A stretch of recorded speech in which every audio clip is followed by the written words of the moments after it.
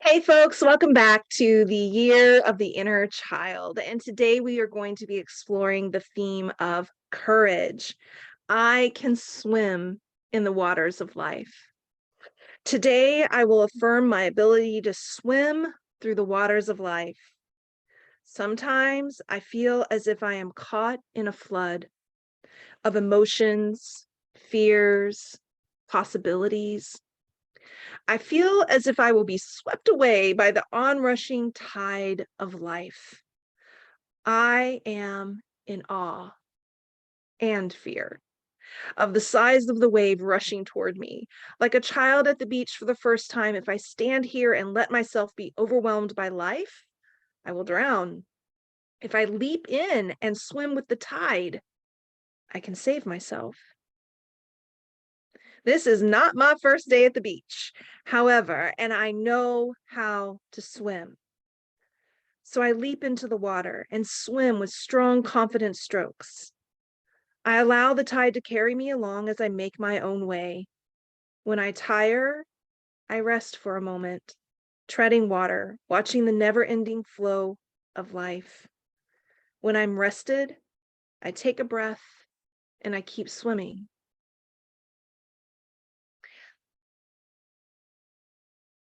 You know, when I think about the idea of courage, I think about the times when people in my life have asked me, Rachel, how have you done the things that you do?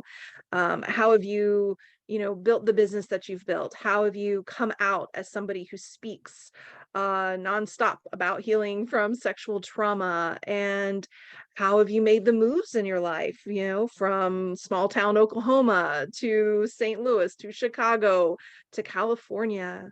How have I navigated marriage and divorce, relationships ending, changes in relationships, changes in myself, facing my own demons? And, I think courage is very much at the root of that. It's not that I wasn't ever afraid. I was afraid all the time. Like, what's going to happen and how's this going to work out, and I'm not sure what to do right here, and I don't know how to fix this problem, or I don't know how to face this, and how do you figure this out? And I love this invitation to think about courage as being engaged in your life, not having all the answers, not just driving forward without any fear or thought, but being in the flow of your life. This is where this energy of life is taking me. This is the thing that's being presented to me. This is the thing that I'm facing or dealing with. And so, how can I do that? How can I swim? How can I use what I know and figure out what I need to learn, right? Or just be learning in the process.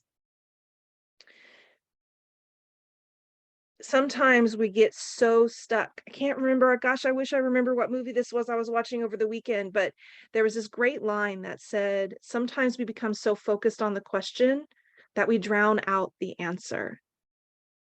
And I think that's what fear does. Fear gets us all caught up in the flood of the feelings and the thoughts and the worries and the anxieties and the what ifs and the possibilities. That's possibilities are the what ifs. What if this happens? What if that happens? What if this happens?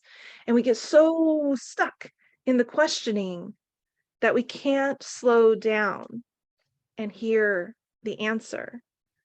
How to move through this challenging time, how to deal with this heartbreak, how to face a situation in your family, how to deal with the loss of a job, or whatever it might be. I love this invitation to remember that you know how to swim. And if you don't know how to swim, yes, get some support, learn some skills, work with a coach, right? Oh my goodness. And the importance of rest. We don't make it through anything hard in our life. We don't face anything that takes courage by just going at it. Go, go, go, go, go, right? That masculine energy is so important. We need to lean into that, but it's not the whole picture. We need the rest. One of my favorite memories is my first time seeing the ocean. It was the Atlantic Ocean because I was in Savannah, Georgia for my brother's wedding, and I was all of, I don't know, 10, 11 years old.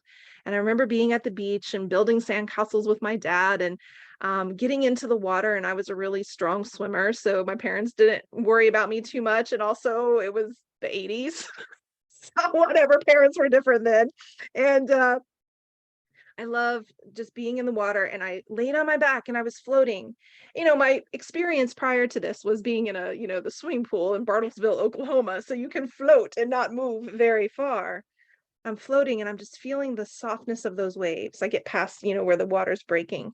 And it's such a supportive feeling, actually. And no worries. My ears are in the water. I'm listening to my heartbeat. And I eventually kind of look up and I realize I am very far from the beach. I've actually gone very, very far out. I wasn't scared, just started swimming. I love that memory and I love tapping into that energy. There's a moment to swim and there's a moment to float. If you do too much floating, you drift too far. If you do too much swimming, you get exhausted. You must find the balance. And that's the support of courage. Courage is about swimming in the waters of life, knowing when to swim and when to float. So explore that and think about, in the context of reparenting your inner child, do you demand of that little child that she be swimming or they be swimming every single day? Maybe that little inner child got the message that you must always be going, you must always be doing. The best thing to do is to just run and to fight. Try not to be here. Keep going. That's how I'm going to avoid this abuse, this trauma. Maybe that inner child learned to float too much, to hide, to be invisible. Okay, so when you think about where you need to find your balance, think about it through the lens of also your inner child and what reparenting you might need to do there. As always, if I could be a support to you in your journey, I'm here. Reach out. Until next time, you take good care of you.